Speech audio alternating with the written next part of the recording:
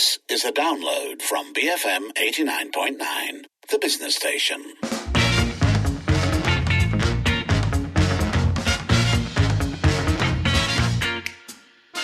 It is 6:04 p.m. Lynn, we came across the story and you jumped at it when you first read it. I think I had pretty much the same reaction.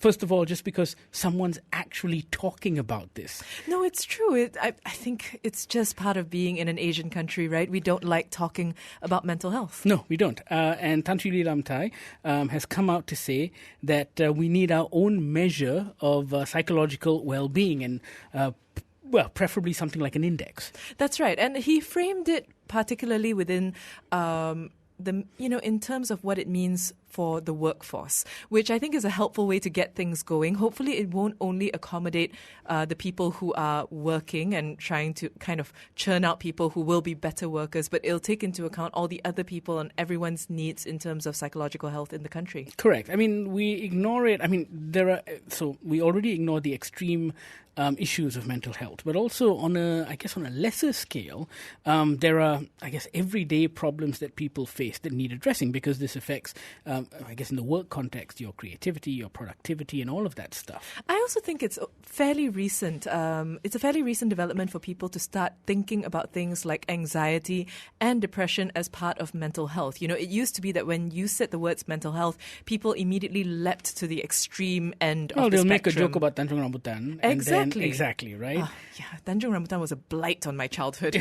But, it's something that we've only recently started to learn. It's mental health. It's like physical health in that you need to exercise it. It needs to be something that is a part of your daily existence as opposed to just thinking, you know what, I'm feeling really, really, really blue. Now I need to start thinking about mental health. No, but also the idea of feeling really, really blue, right? And having an employer take that seriously. Diagnosed or undiagnosed, the idea is that most Malaysian employers will still kind of shrug it off and be like, well, that's no reason not to come into work. And I think the more conversations happen around that, you will actually have, I think you serve your employees a lot better. Yes, and it needs to be systemic, right? Because Correct. It's not enough to have a sympathetic HR manager go, oh, you're feeling this way. I'm sorry to hear that. Oh, no, but your colleagues need to understand it as well. And the company needs to have it built into its DNA that, look, we take you as a person and your development seriously, and part of that is mental health. I mean, I know it's an easy throwaway joke to say that millennials need a lot more care and coddling in the workplace than previous generations, but I think what it is we finally realize that kind of care actually provides a space for people to do better work. Well, yeah, there's that, but also the previous generation has bottled it up for so long, they probably don't know that they need that care and attention, right? And they were told by their employers to man up and get on with it. And I'm really glad if we never ever have to hear that again. And hopefully having something like an index or having just people talk about it on a regular basis and framing it within the workforce, that'll go some way towards helping people talk about it. Yeah, I mean, on a work level, I guess on a corporate level, there are a lot of things that organizations can do, right? They can have specific budgets, for example, for mental health medical assessments. That's incredibly important. I don't know of very many organizations that do that. I guess duvet days are something that are quite popular, and that actually helps because it's not actually your actual leave. You can still work from home. Because a lot of the time, I think when you're having one of those, I guess there's no other word for it other than mental health day, it's something very hard to explain to an employer, to colleagues, and you may need to have that option. To just take it. Exactly. Without having to explain. Exactly. I also think there's something to be said about the fact that we as a country, most countries tend to do this, but we really participate in this. We like knowing when we're really high on a list. We love being the most livable or our food is the best. And This is one of those, we don't rate that well in terms of happiness, I don't think. It's don't. Never discussed. And other countries like Bhutan get to lord it up as the happiest place in the world, the highest rates of literacy. So I just think there's something to be said for if we know how we're doing in terms of mental health, then eventually we'll be able to work at it. Whereas right now, we have no scale. And hopefully even set the standard, because I think mental health conversations are something that don't happen very much in Southeast Asia. And you know what? We're in a lovely, sunny, tropical part of the world. The food is good. We should be happier than I think we are. So I guess what I'm saying is start with an index so at least we know where we stand and then we can work from there. We're going to check in with a psychologist. We have on the line Dr. Anjhula Bais. She specializes in international psychology and trauma. Dr. Anjhula, thank you so much for joining us on the show. What do you think a psychology well-being index should look like? Well, I think before creating an index, it's good to have participatory responses and action from those that are involved, stakeholders. So, civil society, lay people, researchers, people from different domains, whether it's nutrition, dietitians, psychiatrists, psychologists, wellness coaches.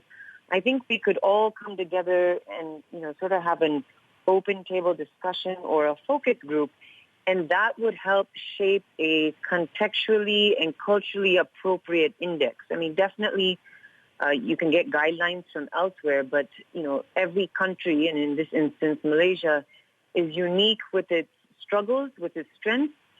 So, an index needs to reflect that. Religion, social, cultural circumstances, they all have an effect on health and how we look at things.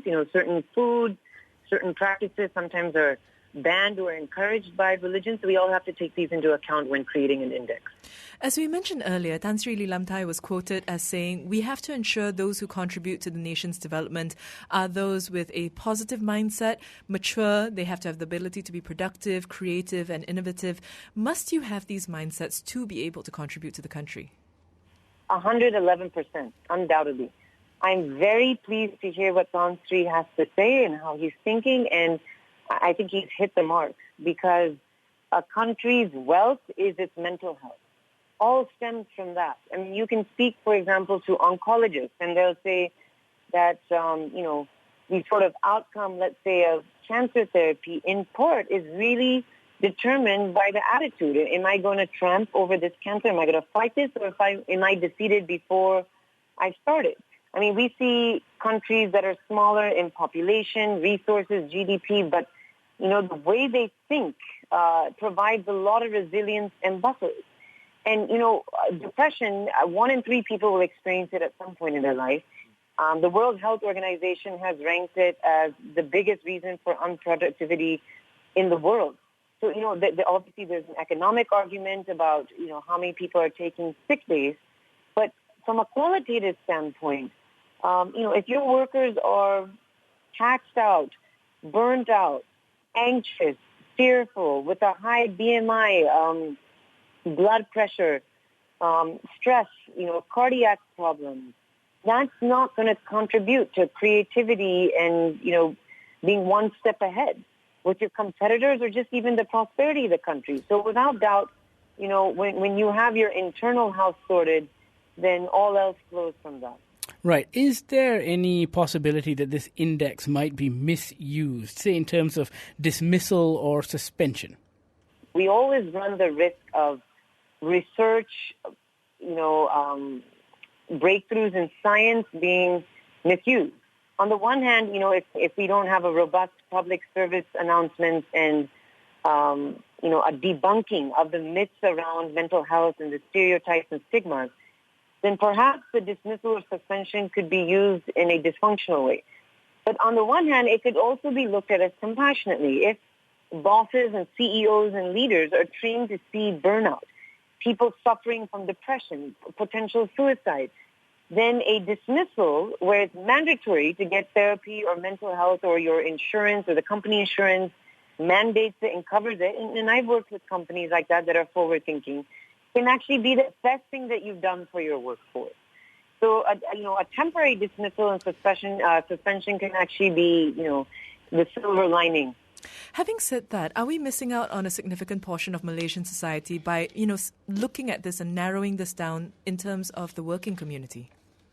I mean, the way I see it, the working community is a start, and it's probably natural for politicians and leaders to think of it in terms of growth and prosperity and, productivity, so hence the working community. But, when we come up with measures and when we come up with tests, there are ways to adapt them to particular contexts. So, for example, if we're doing a trauma measure, in Sri Lanka or in Malaysia, necessarily, you look at the questions, and if it needs to be adapted, number one, starting with the language, right? In Bahasa or in Sinhalese or Tamil, you can interpret and translate these, and then there may be certain questions that are not applicable to a Malaysian context that might have been in the West. So 100% you can adapt these for youth.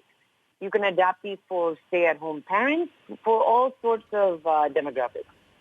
The most important part is getting started, like with Nancy's idea.